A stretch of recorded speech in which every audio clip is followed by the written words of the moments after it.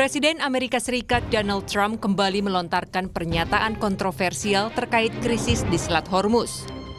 Di tengah memanasnya konflik dengan Iran, Trump justru menegaskan bahwa Amerika Serikat tidak akan terus-menerus menjadi penjaga keamanan jalur energi dunia tersebut. Trump menyatakan, negara-negara yang selama ini bergantung pada minyak dari Timur Tengah harus mulai menjaga kepentingan mereka sendiri. Bahkan Trump secara tegas mengatakan, Amerika Serikat siap untuk keluar dari peran pengaman Selat Hormuz. Ia menyebut negara-negara seperti Eropa dan Tiongkok harus turun tangan langsung untuk mengamankan jalur tersebut jika mereka membutuhkannya. But people in the country sort of say, just win, you're winning so big, just win, come home. And I'm okay with that too, because we have a lot of oil between Venezuela and our oil. We're controlling now 59% of the oil in the world. And the problem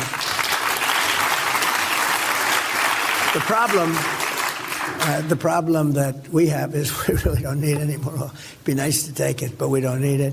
And we say to Europe and all these countries that do, China gets 90% of its oil from the Strait of Hormuz, and they should be policing their own strait. We shouldn't be policing it for them. We have been for years, and we're getting ready to get out of there.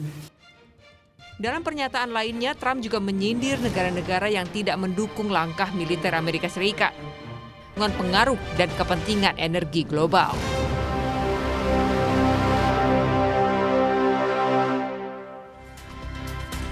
Ya, Saudara, Donald Trump menyebut Amerika Serikat tidak lagi membutuhkan Selat Hormuz, bahkan membuka opsi untuk keluar dari ketergantungan jalur strategis tersebut.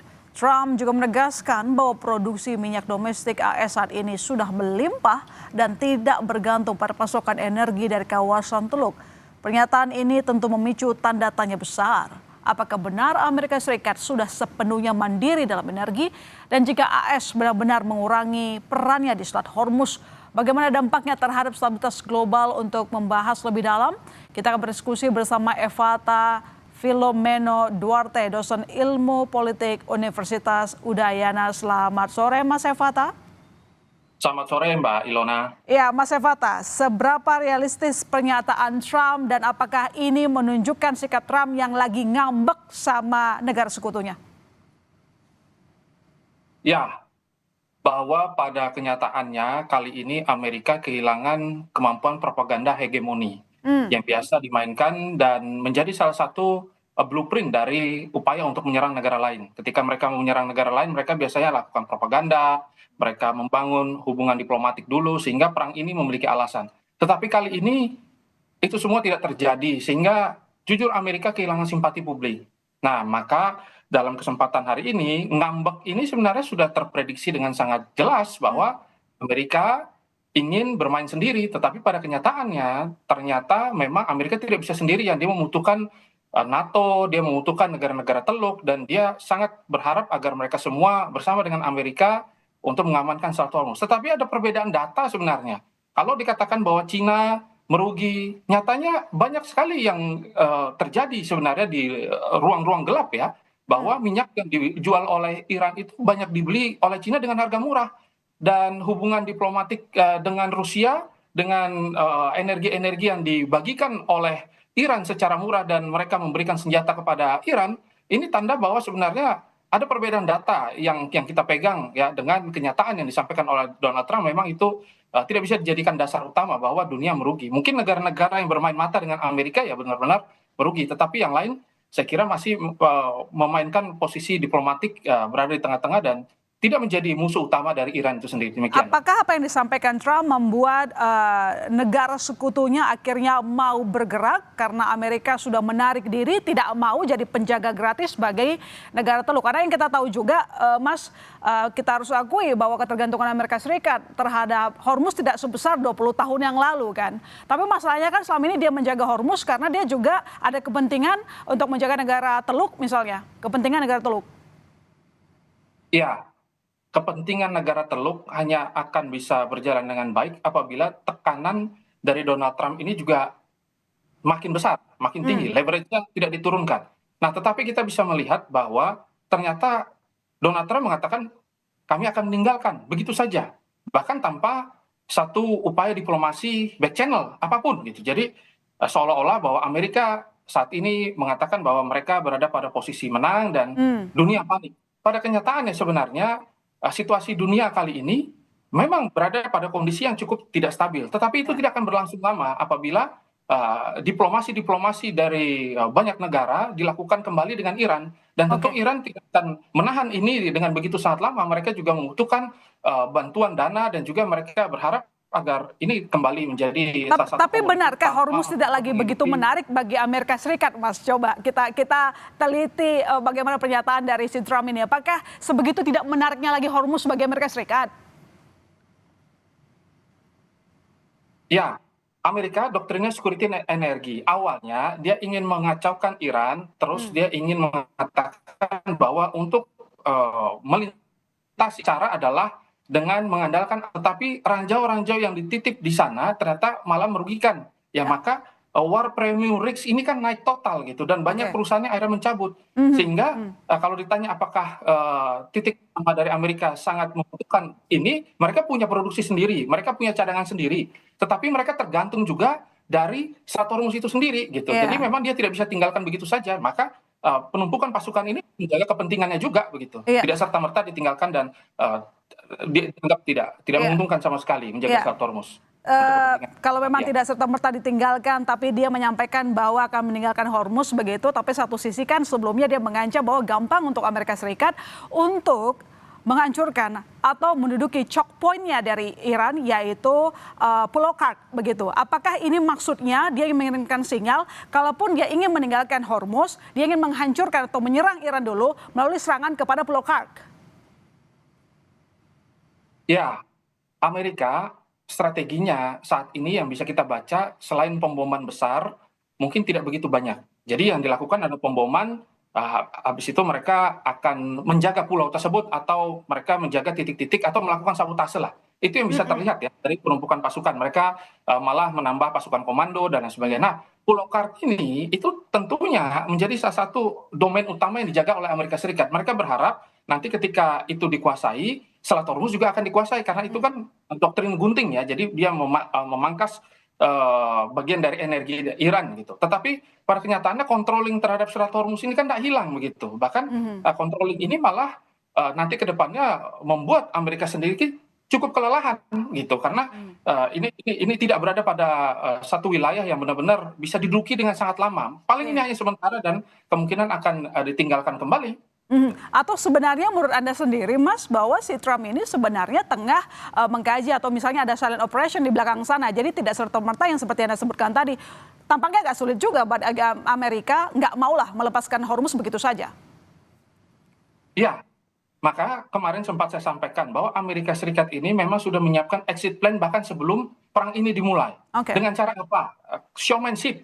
Kemarin tepat sekali bahwa mereka memainkan good cop dan bad cop. Dia mengatakan bahwa dunia harus peduli dengan masalah ini. Ini menjadi bagian dari kesalahan dunia untuk tidak membantu mereka. Tetapi setelah kita melihat berapa ada titik-titik diplomasi yang gagal, terus juga bagaimana perang ini akhirnya tidak melibatkan satu strategi yang cukup jelas, akhirnya ini kontraproduktif dengan yang mereka lakukan. Nah, ini yang akhirnya membuat dunia akhirnya mulai mereposisi kembali posisi mereka karena ternyata Iran terus membuka diplomasi dan menawarkan bahwa silakan saja lewat selama Anda mungkin tidak menjadi bagian dari diplomatik utama dan juga mungkin ya bermain mata dengan Amerika Serikat. Hanya itu saja yang diharapkan oleh Iran. Ini yang akhirnya dibaca oleh dunia menjadi salah satu posisi yang baru dan daya tawar yang cukup menarik akhirnya. Berarti kesetiaan negara sekutu Amerika Serikat sudah mulai luntur, Mas? Ya, tidak serta-merta 100% langsung luntur. Memang semuanya saling terikat, saling terkunci begitu. Nah, karena saling terikat dan saling terkunci, ini yang membuat Amerika terpaksa tinggalkan. Kalau misalkan Iran itu dia berdiri standing alone, satu wilayah kosong, ya otomatis akan sangat mudah. Tetapi nyatanya seluruh sumber daya di dunia ini, seluruh sumber energi itu berada di dalam titik tersebut. Makanya serang satu, rugi semua. Ini opsi yang dimainkan oleh Iran ini kan seperti Samson ya. Samson itu kan ketika dia hancurkan gedung, dihancurkan bareng sama dia. Nah, ini yang membuat ledakan ekonomi ini tidak terprediksi oleh Amerika dan Amerika terpaksa mengkalibrasi dan mengatakan bahwa ini terlalu membuat mereka cukup berdarah dan mereka bisa saja keluar dan mengatakan bahwa tujuan kami hanya untuk melemahkan Iran. Sisanya silakan atur sendiri. terlalu berdarah artinya opsi misalnya perang darat artinya mustahil terjadi yang dilakukan oleh Amerika Serikat. Donald Trump sendiri mengatakan bahwa opsi boots on ground ya untuk merontokkan kota terus melakukan serangan secara total itu tidak menjadi opsi utama. Tapi kalau Pulau Kark tetap menjadi opsi utama karena ini ada kepentingan Amerika di sana ya. Mereka berharap agar kapal-kapal yang melintas jangan diganggu sama IRGC. Tapi kalau nanti nyatanya diganggu terus segala macam itu makanya fungsi dari opsi serangan darat yang mereka harapkan. Nah ini yang saya lihat menjadi salah satu poin ya yang kenapa mereka melakukan penumpukan dan Israel juga melakukan bantuan-bantuan dan manuver-manuver terus seperti biasa. Tapi apakah pasukan yang akan ditambahkan yang disampaikan oleh Trump itu, Mas? Tapi kalau kita lihat datanya sih, itu sebenarnya pasukan yang dikirimkan merupakan pasukan udara dan juga laut ya, Mas. Nah ini bagaimana nanti operasinya seperti itu?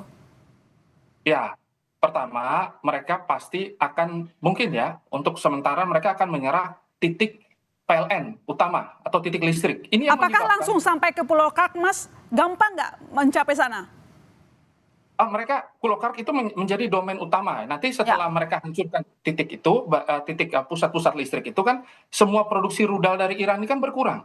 Iran ini kan memang 90% peluncurnya berkurang, tapi produksinya ini kan nambah terus karena kondisi darurat ini dan tembakan ketika Donald Trump bahkan ketika Donald Trump menyampaikan pidato ada tembakan, ada drone yang lewat. Nah ini kan tanda bahwa mereka belum dilumpuhkan secara total, maka harus menyerang infrastruktur. Sekarang ini perang infrastruktur dan masyarakat sipil juga ikut semua diserang. Jadi kacau-kacau lah ini dalam kondisi perang hari ini. Nah, Pulau Kark ini adalah opsi yang nanti akan mereka jaga, tetapi mereka berharap ada back channel supaya wilayah Selat Hormuz itu dibagi gitu. Dan Amerika menyiapkan satu strategi nanti bahwa ada pipa yang mengalir sampai ke Israel itu sendiri. Ini yang lagi diupayakan oleh Amerika kali ini.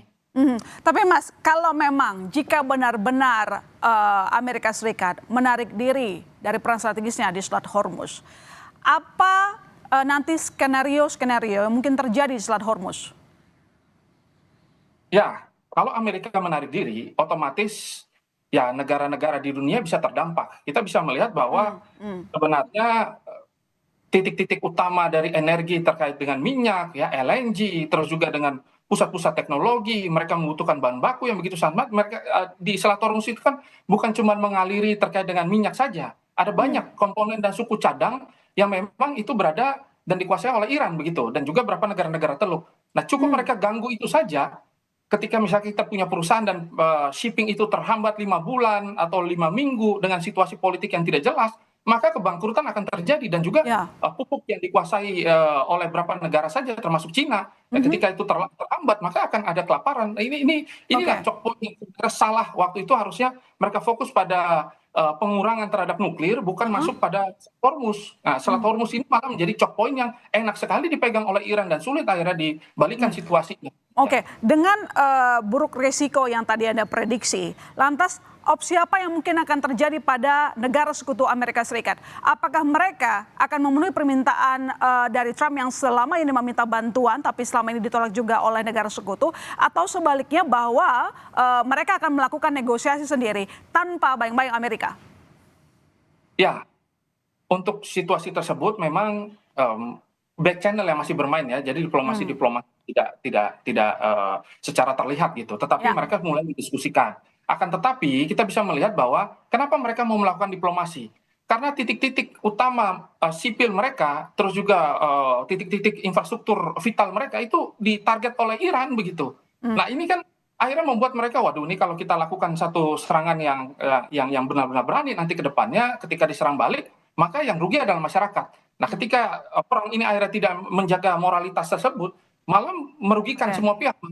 Kemungkinan mereka tidak meninggalkan karena mereka sangat butuh teknologi Amerika. Kita lihat bahwa Arab Saudi itu sangat mengharapkan Amerika nanti membangun Vision 2030-nya, UAE, terus juga Bahrain ya, dan negara-negara Qatar sangat membutuhkan Amerika, tetapi terpaksa semuanya nyari remis gitu karena udah deadlock ini. Ini perang kalau dilanjutkan malah akan sulit dan hegemoni Iran malah tambah kuat hari ini. Nah ini yang malah membuat mereka terpaksa harus menekan dan membutuhkan Amerika dan memohon agar Amerika tetap stay di sana. Itu yang disampaikan oleh Donald Trump sebenarnya di balik itu. Baik, terima kasih Mas Evata atas diskusi di Sapa Indonesia Malam. Selamat malam Mas Evata.